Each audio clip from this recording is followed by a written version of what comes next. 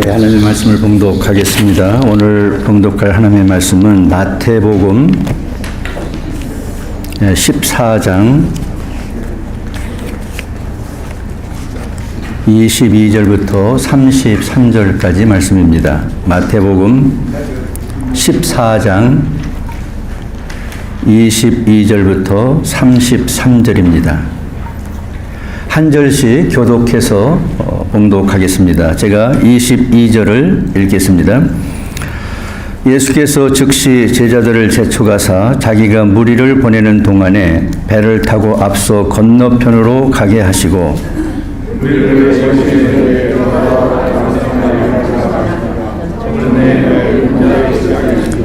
배가 이미 육지에 술이나 떠나서 바람이 거스림으로 물결로 말미암아 고난을 당하더라.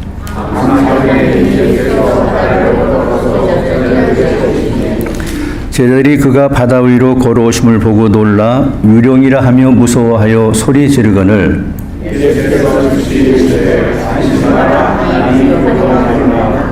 베드로가 대답하여 이르되 주여 만일 주님이시거든 나를 명하사 물 위로 오라 하소서 하니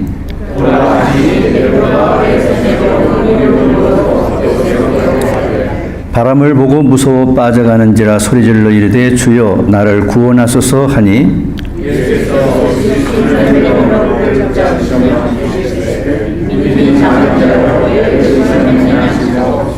배에 함께 오름에 바람이 그치는지라. 다 같이 읽겠습니다. 배에 있는 사람들이 예수께 절하며 이르되 진실로 하나님의 아들이소이다 하더라. 아멘. 네, 오늘은 저희가 1년에 한 번씩 지키는 선교 주일입니다. 우리 교회가 멕시코 선교를 한 20여 년간 하고 있는데요. 저희 교회가 처음 시작을 했지만은 지금 베이 지역에 있는 한 7개 교회가 연합으로 실시를 하고 있습니다. 그래서 오늘은 7개의 교회가 서로 강단을 교류해서 목사님들을 이렇게 스위치해서 설교를 하시고 오늘 드려진 선교 헌금은 멕시코로 보내서 선교 사역에 사용하게 되겠습니다. 그래서 오늘은 김종식 목사님이 나오셔서 말씀을 증거하시겠습니다. 환영하는 마음으로 우리 할렐루야로 인사 나누시겠습니다. 할렐루야. 반갑습니다. 네. 제 소리 잘 들리시나요? 예. 여러분 모두 반갑습니다. 지난 라스모 교회 10주년 감사 예배에서 이곳에서 말씀을 전한 기억이 있는데 이렇게 또 강단 교환주의를 맞이해서 다시 뵙게 되어서 먼저는 우리 하나님께 영광을 올립니다. 하나님께 영광을 올리고 이 귀한 강당을 허락하신 우리 김용배 목사님 그리고 여러분께 다시 한번 감사의 말씀을 드립니다. 오늘은 우리가 멕시코 선교 지역을 위해서 선교 주일로 이렇게 강단을 교환해서 선교를 독려하는 날입니다. 그래서 말씀하신 대로 7교회가 이렇게 서로 강단을 교환하게 되었는데 그래서 오늘 설교 말씀도 사실 선교를 주제로 이렇게 여러분과 함께 나누어야 하는데 라스모 교회는 뭐 이미 선교를 많이 하고 계시고 또 선교의 중요성도 다 알고 계시고 특별히 3년 전에 제가 너무 감명 깊었던 것은 이렇게 또 그날 모여진 모든 헌금을 또 어려운 교회를 위해서 이렇게 헌금해 주시는 그런 여러분들의 마음이 너무나도 좋고 감사하다라는 그런 생각을 했었습니다.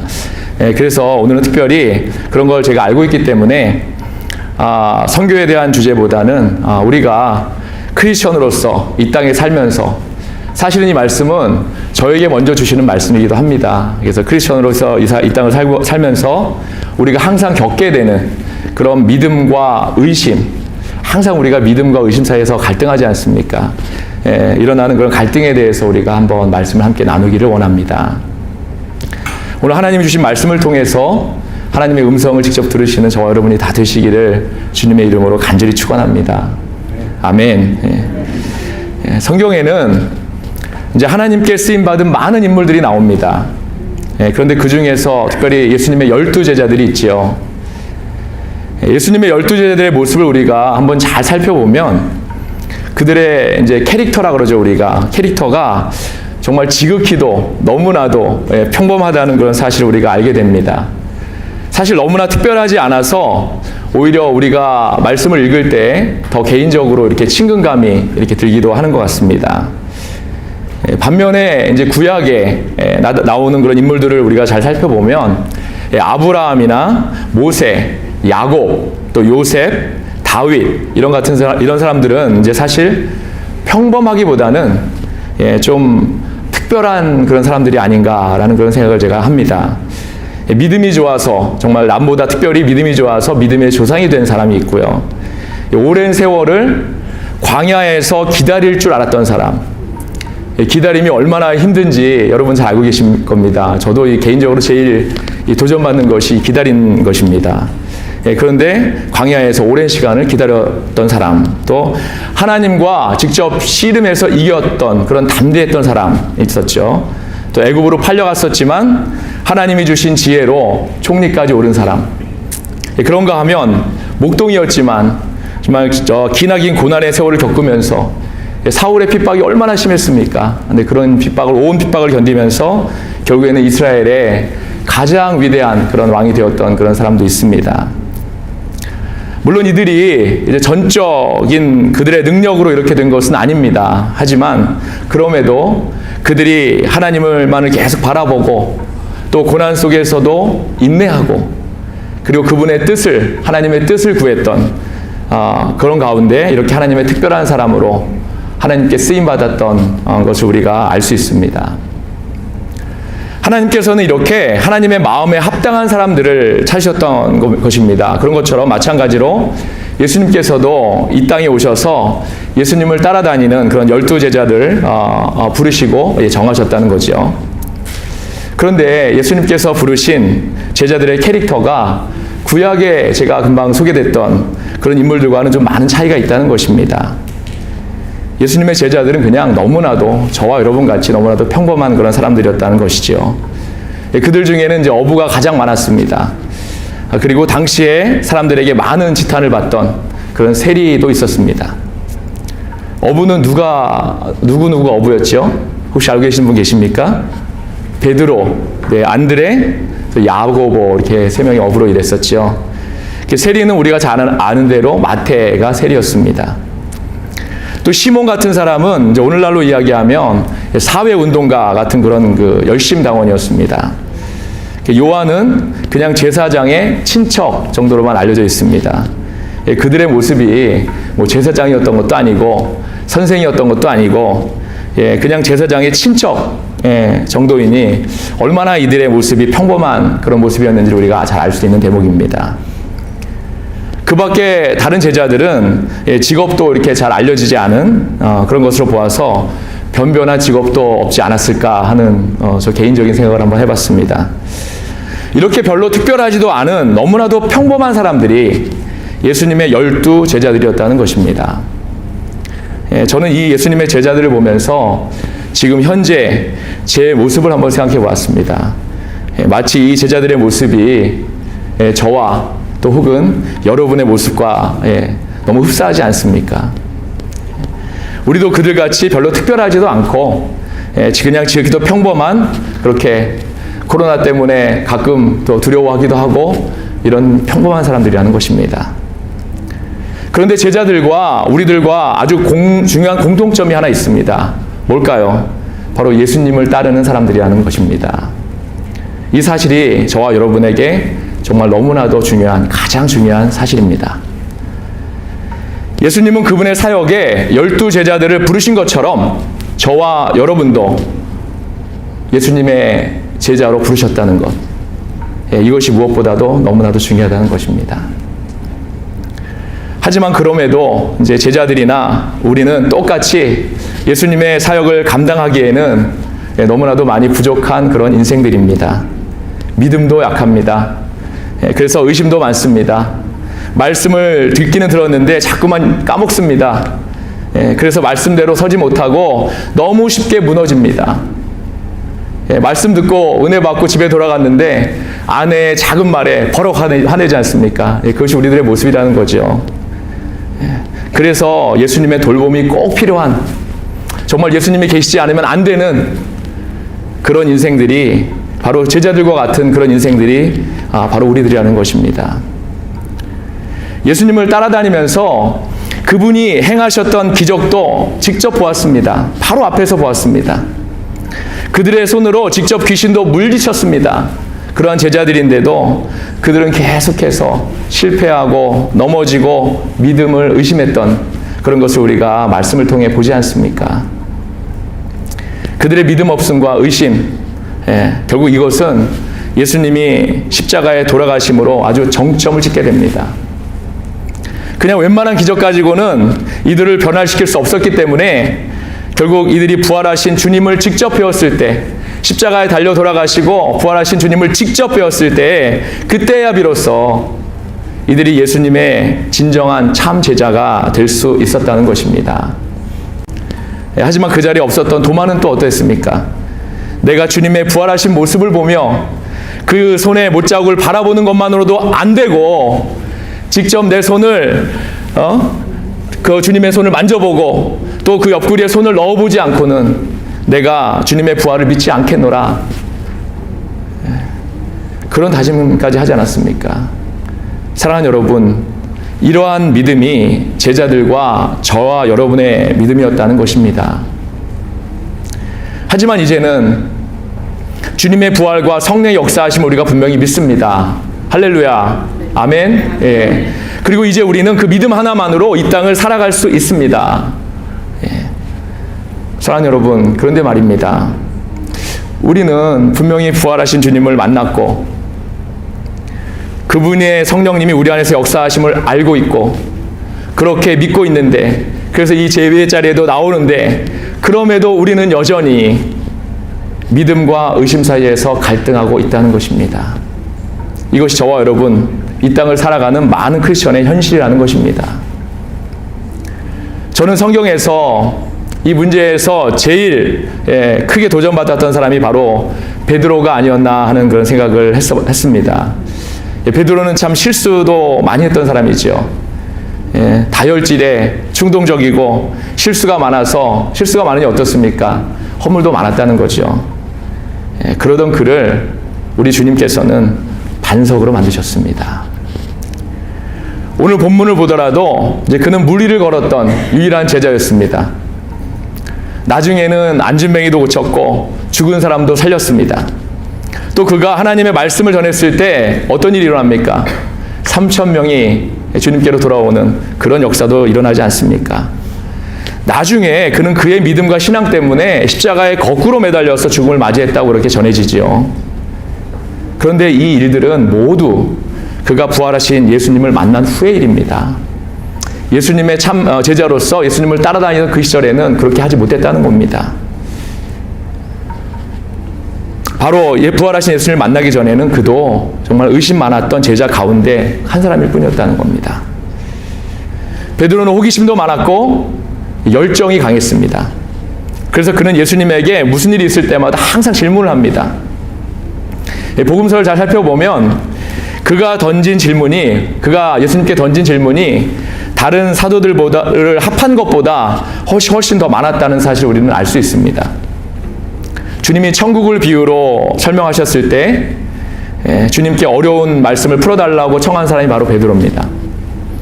몇 번이나 용서해야 되느냐고 이렇게 물은 사람도 베드로였고, 모든 것을 버리고 예수님을 쫓은 제자들이 받을 상이 그럼 무엇입니까? 라고 이렇게 물은 사람도 그였습니다.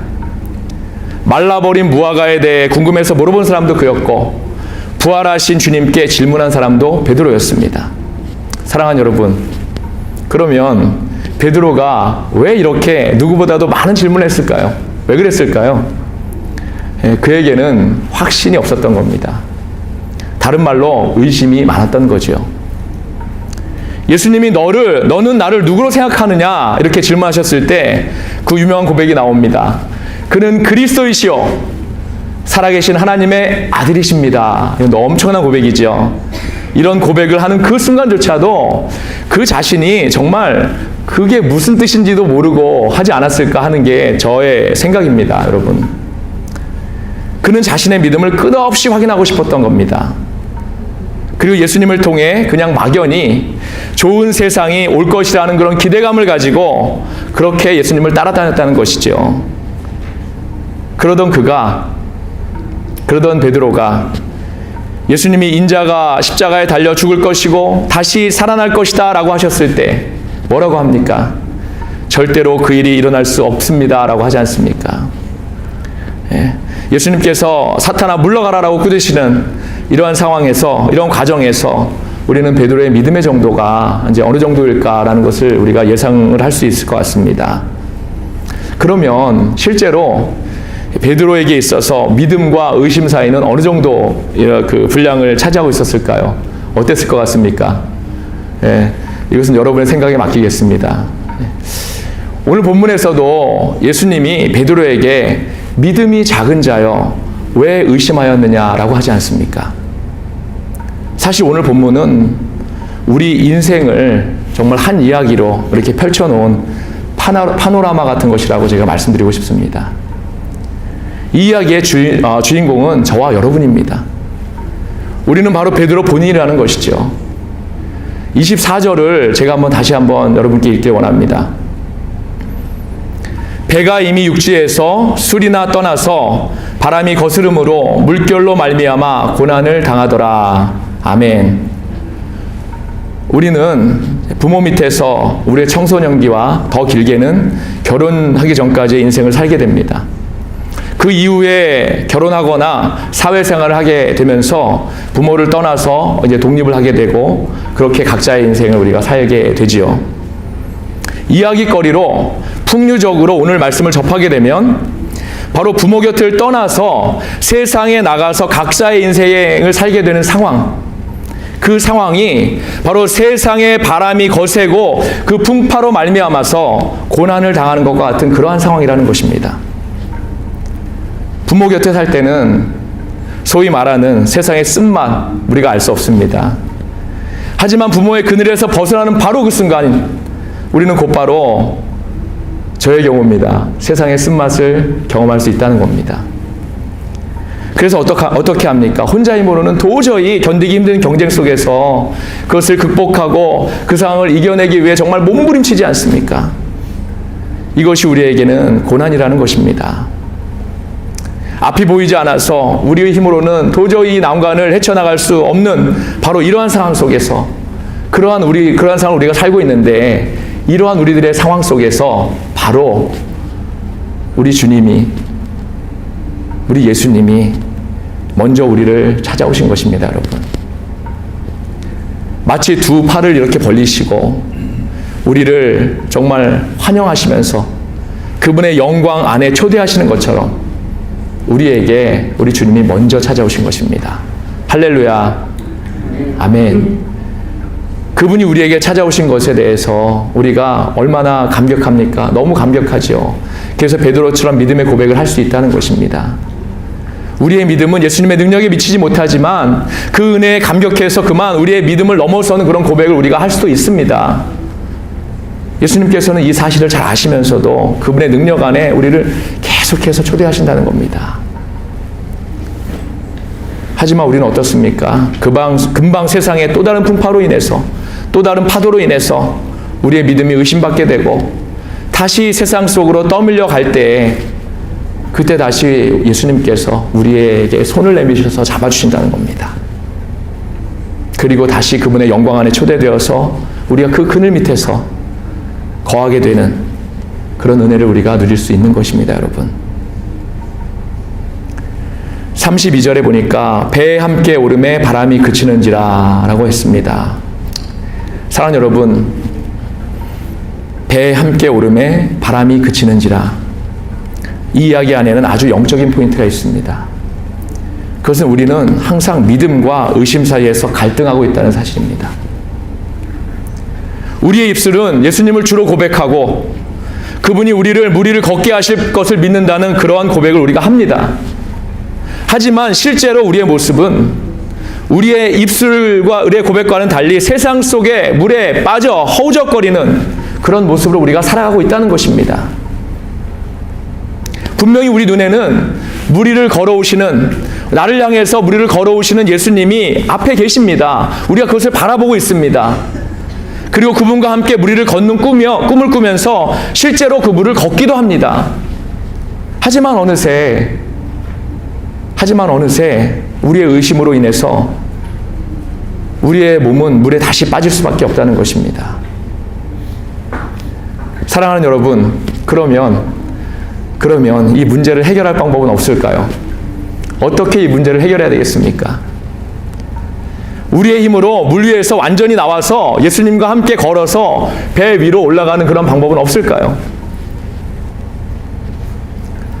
예수님의 말씀에 의하면 의심하지 말고 믿음을 가지면 그러면 가능하다고 하십니다. 하지만 우리에겐 여전히 의심을 완전히 떨어쳐버릴 능력은 없습니다. 사랑하는 여러분, 그렇다고 우리가 낙심할 필요는 없습니다. 우리에겐 의심을 완전히 떨쳐버릴 능력은 없지만 우리에게 어떤 힘이 있습니까, 여러분? 어떤 힘이 있습니까? 예수님이 내미신 손을 잡을 그런 능력이 있습니다, 여러분. 할렐루야. 그러면 우리에게 왜 의심을 완전히 떨쳐버릴 능력이 없는 걸까요? 그 이유는 우리가 완전하지 않기 때문입니다. 우리는 완전하지 않은 사람들입니다. 우리는 예수님을 통해 받은 하나님의 구원을 평생에 죽을 때까지 하나님 나라에 들어가기 전까지 이 땅에서 우리의 구원을 이루며 사는 사람들이기 때문입니다. 우리가 예수님을 주로 고백을 받아서 구원을 받았지만 그 구원이 완전히 이루어진 것이 아니고 이 땅을 살아가면서 죽을 때까지 그 구원을 이루면서 살아간다는 것입니다. 그래서 의심을 버리고 믿음을 향해서 우리가 나아갈 수는 없지만 완전히 의심을 떨쳐버릴 수는 나아갈 수는 있지만 완전한 의심을 떨쳐버릴 수는 없는 것입니다. 그리고 그 일은 우리가 죽기까지 평생의 싸움입니다. 말씀드린 대로 우리는 구원을 이루어가는 사람들이기 때문입니다. 사랑하는 여러분, 하지만 우리에게는 우리의 손을 잡아주시는 예수님이 계시기 때문에 그 손만 우리가 꽉 붙잡고 있으면, 우리 주님이 내미신 그 손만 꽉 붙잡고 있다면 다시 무리를 걸어서 갈 수 있고 마침내 우리는 승리할 수 있다는 것, 그것이 바로 하나님께서 주신 성경의 약속입니다, 여러분. 할렐루야. 이러한 면에서 보면 어쩌면 믿음과 의심은 평생에 이렇게 함께 가는 것 같습니다. 우리는 믿음으로 행동하면서도 그것에 대한 의심을 완전히 떨쳐버릴 수 없기 때문에 그렇습니다. 다시 한번 베드로 이야기로 좀 더 해볼까요? 우리가 잘 아는 대로 예수님을 3번 부인했던 사람이 바로 베드로입니다. 베드로가 믿음이 없어서 수시로 넘어지고 실수도 많이 했지만 무엇보다도 그에게 그 자신의 믿음의 가장 큰 도전이었던 것이 바로 예수님을 3번이나 부인했던 그런 일입니다. 그런데 말입니다. 이런 그의 실패들도 베드로를 파멸에 빠뜨리거나 또 훗날 그가 사역자로 일할 때 하나님의 일을 감당하게 할 때 실격자가 되게 하지는 못했다는 겁니다. 주님께서는 부활하신 후에 자신을 3번이나 부인했던 그에게 다시 사명을 맡기셨습니다. 그것도 아주 큰 사명을 맡기셨다는 겁니다. 우리의 생각으로는 도저히 이해할 수 없죠. 누군가가 나를 3번이나 배신했는데 그러면 아마 저는 평생 그를 보지 않았을 겁니다. 어떻게 그 사람과 다시 함께 할 수 있겠습니까? 하지만 예수님은 그렇게 하셨다는 겁니다, 여러분. 어쩌면 도마보다도 더 많은 의심과 믿음 사이에서 갈등했던 것이 바로 베드로가 아니었나 생각을 합니다. 그러한 베드로에게 예수님께서는 베드로가 다시 그분을 3번이나 사랑을 고백하도록 하셨습니다. 이제는 더 이상 믿음과 의심 사이의 갈등의 문제가 베드로를 어떻게 하지 못했습니다, 여러분. 바로 부활하신 예수님이 다시 오셔서 그 문제를 완전히 해결해 주셨기 때문입니다. 할렐루야. 아멘. 말씀을 마치길 원합니다. 사랑하는 여러분, 우리는 우리의 믿음과 의심 사이에서 끝없이 갈등합니다. 우리가 원하지 않아도 갈등할 수밖에 없습니다. 때로는 우리의 믿음 없음에 나는 왜 이렇게 믿음이 없는가 이렇게 하면서 나 스스로 정죄하기도 하지요. 우리가 얼마나 많이 그런 행동을 합니까? 이런 일들이 반복되다 보면 어떤 때는 정말 내 자신이 믿음 없음에 어떻게 합니까? 낙심하죠. 얼마나 큰 낙심을 합니까? 순간순간에 의심이 들 때가 너무나도 많습니다. 사랑하는 여러분, 이럴 때 우리가 어떻게 해야 할까요? 바로 이 순간이 우리가 주님의 손을 꽉 붙잡을 때 바로 그 순간임을 믿기 바랍니다. 자꾸만 내 자신의 믿음 때문에 낙심하지 않기를 바랍니다. 베드로가 주님이 내미신 손을 붙잡을 때 어떻게 되었습니까? 배에 함께 오름에 바람이 그치지 않았습니까? 여러분, 오늘 주신 말씀의 핵심은 예수님이 무리를 걸으신 기적에 대한 말씀이 아닙니다. 베드로가 믿음으로 걷다가 의심함으로 물에 다시 빠진 것에 대한 교훈도 아닙니다, 여러분. 오늘 말씀의 핵심은 믿음과 의심 사이에서 고민하는 우리에게 내미신 십자가에 나를 위해서 돌아가신, 나의 생명을 위해서 부활하신 우리 그 주님께서 나를 위해서 먼저 손을 내미신 그 손을 우리가 반드시 붙잡아야 되는 그러한 하나님의 말씀입니다, 여러분. 그러함으로 주님과 함께 배에 오름에 바람이 그치게 되는 것입니다, 여러분. 사랑하는 여러분, 기독교의 가르침은 우리가 무엇을 해내고 이루었다라는 것이 아닙니다. 우리는 자격 없고 능력도 없지만 그러한 우리를 사용하셔서 주님이 하셨다는 것, 우리 예수님께서 하셨다는 것, 바로 그것이 기독교의 가르침입니다.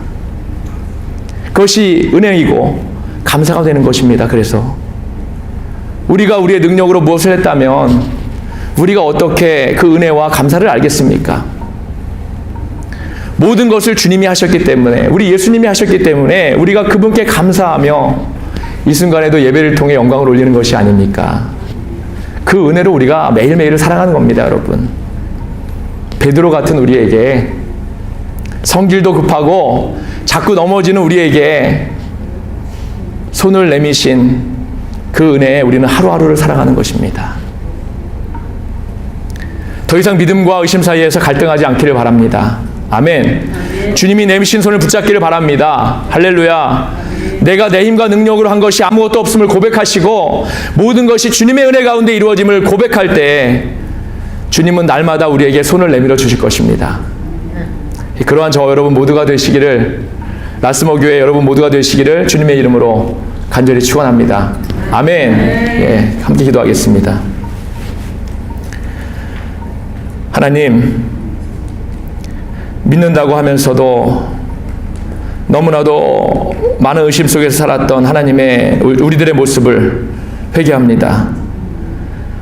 주님께서 항상 저에게 손을 내밀어 주셨는데도 그 손을 잡지 않고 내 힘으로 하겠다는 교만을 가지고 그렇게 의심하며 살았던 모습을 회개합니다. 주님의 피로 용서하여 주시고 모든 의심을 버리고 믿음으로 살아갈 수 있도록 인도하여 주옵소서. 큰 포도와 같이 한치 앞을 알 수 없는 이 두렵고 험한 세상에서 오직 우리 주님만이 우리의 평안임을 다시 한번 고백하며 주님 손 꼭 붙들고 이 세상의 모든 문제들을 이겨내며 승리하는 그러한 믿음의 백성들 다 되도록 인도하여 주옵소서. 우리 주 예수 그리스도의 이름으로 감사하며 기도드립니다. 아멘.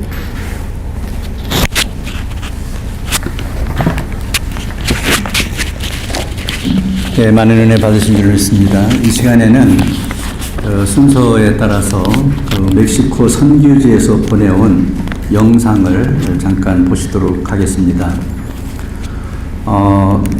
처음 보는 분들을 위해서 조금 이해를 위해서 말씀을 드리면, 멕시칼리라고는 도시는 한 120만 명의 인구가 사는 도시입니다. 멕시코의 바하 캘리포니아 주의 캐피털입니다. 내륙 지역이기 때문에 온도가 상당히 높고요. 살기가 좀 힘든 그런 지역 중에 하나입니다. 한 20여 년 전부터 그 멕시칼리 지역에 선교를 시작했고, 현재 그곳에 원주민 교회가 8개가 있고요. 그리고 장애인 학교, 그리고 신학교, 그리고 수목원, 이런 여러 가지 시설과 사역들이 벌어지고 있습니다.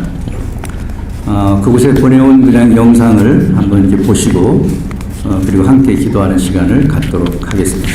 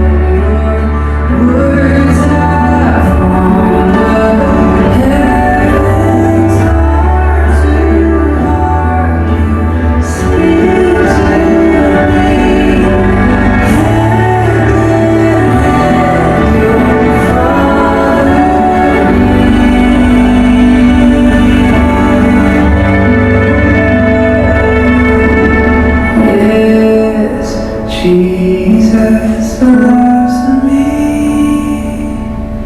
Yes, Jesus loves me.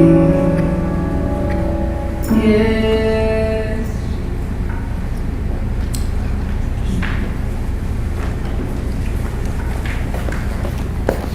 사진으로 이렇게 좀 잠깐 보였습니다만 사실은 이 사진 한 장 한 장에 굉장한 스토리가 있고 긴 이야기들이 있습니다만 이제 설명할 시간은 없는 것 같습니다. 한 가지만 마지막 지저스 러브 송이 나오면서 보였던 예수 공동체 마을, 여러분들이 지난번 헌금해 주신 그 전기를 위해서 헌금한 적 있잖아요. 그 전기 시설이 국가에서 해주지 않고 너무 떨어진 곳이기 때문에 이제 선교본부에서 돈을 만들어서 전기를 끌어왔어요. 한 3만 불 들었는데 전기 끌어오는 데만. 예수 공동체 마을을 마지막 오실 때 그 조그만 집들이 있잖아요. 그걸 처음 시작할 때는 그 집 한 칸을 5,000불 갖고 오셨습니다. 5,000불에 집 한 채를 져서 한 가족을 입주시키는 거예요. 그래서 지금 현재 한 11개, 12개 정도 집을 지었고요. 또 실로암 세민드롭교에서 한 분이 2채 또 도네이션 하셔서 금년에 또 짓게 되고 10월 말에 또 2채를 짓게 되는데요.